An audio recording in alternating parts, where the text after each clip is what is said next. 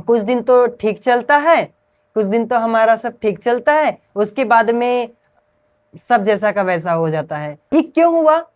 क्योंकि देखो एक सूत्र है, इस महर्षि पतंजलि जी ने सूत्र दिया है कि सतु दीर्घ काल नैरंतर्य सत्कार सेवितो दृढ़ भूमि। मतलब कि दीर्घ काल तक निरंतरता पूर्वक, मतलब देखो आपने किसी काम को छोड़ दिया, दीर्घ काल तक नहीं किया, जो आपको अभ्यास साधन बताए गए थे कि ऐसा करो, व्यायाम करो, प्राणायाम करो, ईश्वर उपासना करो, नाम जाप करो, यहाँ पर धारणा लगाओ, सिद्धासन पद्मासन में आसन में 30-30 मिनट तक के बैठो, अहंकार मत आने दो, अहंकार नहीं करना, ममत्व भावना हटाओ, सब में परमात्मा को देखो, सर्वव्यापकता को स्वीकार करो, परमात्मा की न्यायकारिता गुण को अपने जीवन में उतारो, मतलब उसको साक्षात करो। ये सारे जो नियम बता के अपना आहार शुद्ध रखो, नींद केवल 6 घंटे ही लेना है, उसके ऊपर नहीं लेना, उससे कम हो जाएगी चलेगा।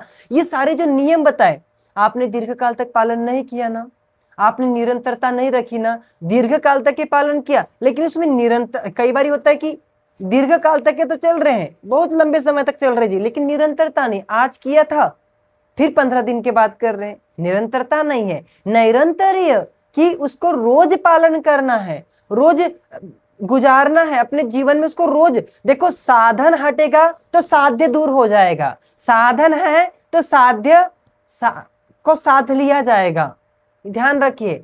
वो एक होता है साधन, एक होता है साध्य, एक होता है साधक। देखो साध्य यानी कि लक्ष्य को कहते हैं साध्य, साधन जिसके द्वारा हम वहां पहुंचेंगे, और साधक यानी कि हम करने वाले। समझ में आ रही बात? जैसे कि ड्राइवर है साधक, साधन है गाड़ी, और लक्ष्य जिस पर पहुंचना है वो है साध्य, जिसको हमें साधना है। अगर हमारे पास साधन नहीं है, जैसे जिसके पैर नहीं है या गाड़ी नहीं, तो क्या वो अपने वहां पर जहां पर जाना चाहता है वो नहीं जा पाएगा ना। तो वैसे हम अपने साधन को ही नहीं करेंगे, साधन को ही नहीं करेंगे तो साध्य तक नहीं पहुंच पाएंगे। और हमारा साधन क्या है? अनवरत चलना, अनवरत मेहनत, लगातार मेहनत, पुरुषार्थ, परिश्रम आपको करना होगा, यही हमारा साधन है। और उसको साधन को बनाए रखने के लिए आपको पद्मासन करिए, नाम जप करिए, क्योंकि अगर ये नहीं करेंगे मन आपको विचलित करते जाएगा, विचलित करते जाएगा। जितना आप आध्यात्मिकता से जुड़े रहेंगे, अंदर पवित्रता बनी रहेगी, ब्रह्मचर्य के लिए आप बिल्कुल एकाग्र रहेंगे, और जहां ब्रह्मचर्य हो जाएगा आप बिल्कुल अपने अंदर से एक उमंग, एक उत्साह बना रहेगा। क्यों?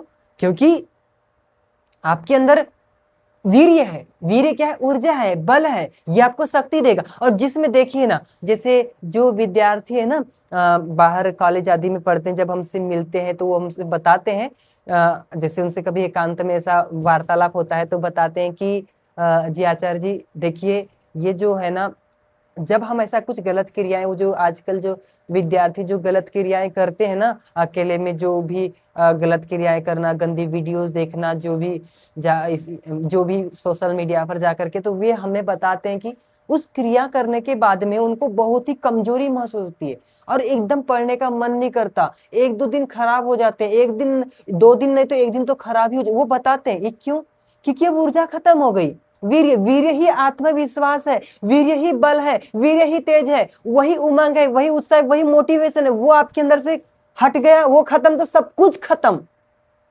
देखिए ना, जो मतलब जिसके अंदर में जिसका ब्रह्मचर्य ठीक नहीं है, वो देखो कैसे निस्तेज से, कोई तेज नहीं, कुछ उत्साह नहीं, बिल्कुल पड़े पड़े रहेंगे 15-15 घंटे। हमने देखा है 15 घंटे 20 घंटे तक के बिस्तर पे पड़े रहते हैं, केवल वॉशरूम आदि शौच आदि करने के लिए उठते हैं। क्यों? ब्रह्मचर्य नहीं है। ब्रह्मचर्य नहीं तो उत्साह भी नहीं होगा।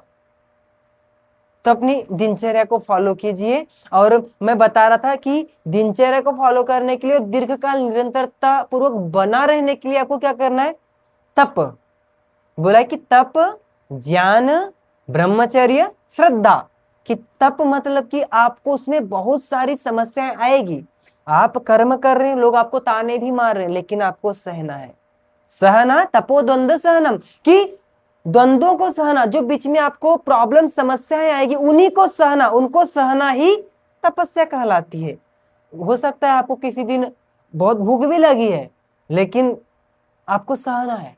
आपको बहुत ज्यादा नींद आ रही है, सहना है। आपको लोग ताने मार रहे हैं, सहना है। तपो द्वंद्व सहना, मान अपमान, सुख दुख, भूख प्यास, इन द्वंद्वों को सहना ही तप है। उसके बाद में, और ये तप नहीं करोगे तो भटक जाओगे। ये थोड़ी सी भूख आई, अरे थोड़ी सी गर्मी, तो वो जैसे विद्यार्थियों को देखा, थोड़ी सी एसी से नहीं हट सकते, थोड़ी देर कूलर से हटे तो हो हाँ एकदम ऐसे मरने से लग जाते हैं बिल्कुल। भाई मर थोड़ी जाओगे। अब देखो अभी हमारे गुरुकुल में कूलर तो अभी जैसे अभी बाद में अंतिम अभी अभी दिए, नहीं तो पूरी पढ़ाई तक की कोई सुविधा नहीं थी ऐसी, कुछ नहीं, इतने साल हो गए कोई सुविधा नहीं। और ये तो आप हमारे गुरुकुल में हमारे आश्रम में एक हाथ बारी आओगे कभी जहां से हम पढ़े, भोजन खा के देखना। बहुत सारे लोग आते हैं गुरुकुल में, जब हमसे वार्तालाप करते हैं उनको बड़ा अच्छा लगता है, अरे यार कितने अच्छे लोग हैं, अरे यार बड़ा उनको अच्छा लगता है गुरुकुल में आते हैं पूरा। क्योंकि हमारा अपना जैसे अब जिस गुरुकुल में, तो ऐसे तो हम अलग अलग गुरुकुल में रहे, देखे, आश्रम में गए, तो जहाँ से हमारा अध्ययन हुआ वो गुरुकुल क्या है, वो आश्रम जंगल में नदी के किनारे।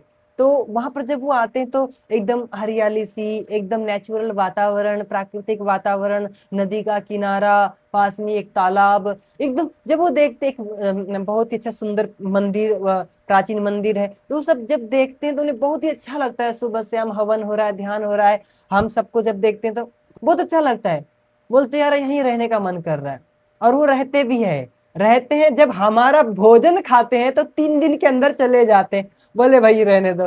क्यों? जैसे नए नए ब्रह्मचारी, नए नए लोग तो क्या करते हैं, बोलते हैं कि आचार्य जी अब तो हमारा यहीं रहने का मन कर रहा है। आचार्य जी मतलब कुछ बोलते कि हमने तो आचार्य जी के पास आए, गुरु जी के पास, और बताते हैं कि आचार्य जी अब मैंने गृह त्याग कर दिया है, अब जैसा आप ढालेंगे वैसा मैं बनूंगा, मैं तो एक मिट्टी मिट्टी हूँ, आप मुझे जैसा बनाना चाहे वैसा आप मुझे बना सकते हैं, और बस अब मैं पूर्णतः सब कुछ छोड़ चुका। ऐसी बड़ी बड़ी बातें करेंगे आते से ही। अब तब जब हम सुनते हैं ना वो बातों को, पास में जैसे बैठे हैं कोई ऐसी बातें करता है तो हम क्या सोचते हैं, बेटा ठीक भाई, ठीक है आप 2-4 दिन, मतलब मन में उनसे तो नहीं कहते, प्रत्यक्ष रूप से मन में आता है कि ठीक है आप देखिए 2-4 दिन देखिए कैसा हमारा दिनचर्या है। जब 3:30 बजे 3:45 पर जब उठाया जाएगा, जब ऐसा भोजन जिसमें केवल उबला हुआ भोजन है वो जब खिला, तब समझ में आता है। तब 3 दिन में बोलते आचार्य जी कुछ काम याद आ गया। एक थे कोई मतलब आ, वो ऐसी बोले कि यहीं रहूंगा, रहे। अब 15 दिन जहां तक वो रहे, अब क्या होता है गुरुकुलों में, क्या होता है ना कि जैसे आश्रमों में ये दान से चलते हैं, तो जैसे किसी ने आलू दान दे दिया तो 15 दिन तक आलू ही चल रहे, किसी ने गोभी दान दे दी या कुछ कुछ भी, यानी कि कुछ अगर बरबट्टी, भिंडी, जो भी ये दान दे दी यही चलेगा। ऐसा नहीं कि जैसे किसी ने 2 कट्टा 2 बोरी अगर से भिंडी दान दी, वो भिंडी भिंडी बनेगी, या या अभी समझ लो कि सब्जी नहीं आई तो 15 दिन तक केवल दाल चावल रोटी चलेगी। तो एक बार एक ऐसे कोई थे, बोले जी अब यहीं रहेंगे, मस्त ठीक है, घर बार छोड़ के आए। अब उसके बाद क्या हुआ कि 15 दिन तक के रहे। अब तब ऐसा हुआ कि ऐसा कुछ था, 15 दिन तक केवल आलू बने थे वो जब से आए तब से लेकर के आलू आलू आलू। तो उनने उनने फिर मुझे आचार्य जी ने कहा कि बोले ये जा रहे हैं, इन्हें कुछ घर का कुछ काम याद आ गया है तो वो जा रहे हैं। तो मैंने आचार्य से एक ही पंक्ति कही थी कि आचार्य जब आप 15 दिन तक, आप जब ये 15 दिन तक ये आलू खाएंगे तो इनको काम तो याद आ ही जाएगा। जब लगातार आप एक ही सब्जी खा रहे हैं, लगातार आप मतलब 15 दिन तक केवल दाल, आप लगातार, मतलब जब ऐसा करोगे तो फिर लेकिन इससे क्या होता है, आपके मन की एकाग्रता, चंचलता खत्म होती है, एकाग्रता बनती है। आप अपने घर में भी ऐसा कर सकते हैं कि कुछ दिनों हम केवल खिचड़ी खाएंगे, कुछ दिन हम केवल एक ही सब्जी रखेंगे, कुछ दिन हम इसको छोड़ करके देखते, ये ऐसा करिए।